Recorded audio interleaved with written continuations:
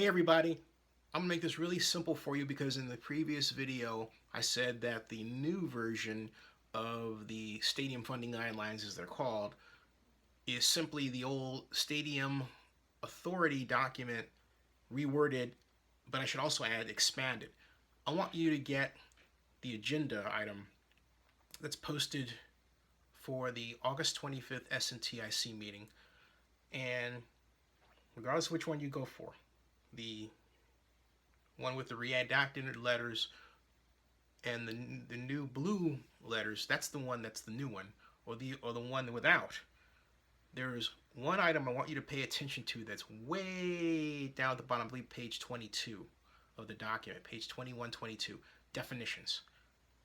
And look for where it says county.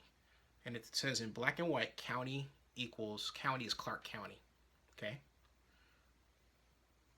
In a number of different areas, the document refers to the county's powers, the ability to float bonds for the stadium. I might add also it changes the language to more specifically refer to a stadium rather than a large event center, which could be construed to be, you guessed it, a convention center.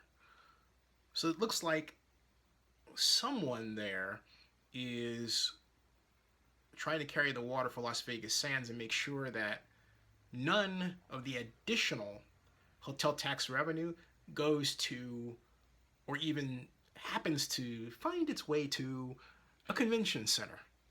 They don't want public money spent for a convention center. Las Vegas Sands has made that quite clear because philosophically they don't like the idea of governments paying for convention centers. They'd rather governments pay for football stadiums. Get the idea? But I digress. Now, if you want to see the difference between what they're putting out now and what they put out before, a link to my previous video has a link to the copy of the SNTIC original document, Stadium Authority document, that I put on Scribd. Yep, you can check the wording on that because that wording more specifically refers to Clark County. So anyone who is not on the SNTIC but represents Clark County as a commissioner will look at that and go, hey, my God, Zinni's right, you're actually going to put our coffers on the hook for $750 million.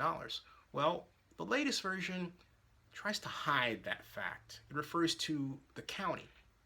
But again, I point you to the definitions area way back at the end of the new document, which says that county is Clark County. It's a trick. Or, excuse me, in the words of General Akbar, it's a trap. Be careful, okay? It's not fundamentally different. It's only partially different.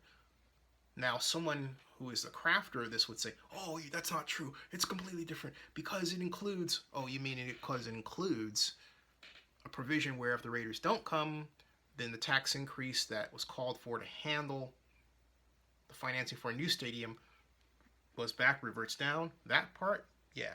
But it still falls in the philosophy of the idea that, hey, we don't want additional tax dollars going to, you guessed it, the expansion of the Las Vegas Convention Center. And that's really, first of all, it's selfish, it's horrible, and it's nasty.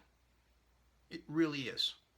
To think that Las Vegas Sands, which has hotel holdings and convention center holdings in Macau, a direct Las Vegas competitor, would seek to literally choke its own city, Las Vegas, in terms of having additional convention space specifically for its own desires in Las Vegas, knowing full well that Las Vegas needs those convention center areas to expand, draw more tourists, which then feeds all the casinos, not just its own. Hey, for Mr. Adelson and Las Vegas Sands, that's all well and good because they made $29 billion in Macau, not Las Vegas. Okay, we won't talk about how that $29 billion might have been laundered by a Chinese crime lord, but whatever. The bottom line is, Sheldon Adelson is showing little regard for the rest of Las Vegas, only his own very narrow interest, to the point where he would actually choke off Las Vegas' ability to expand its convention center holdings in space just because they're not owned by him. That's terrible.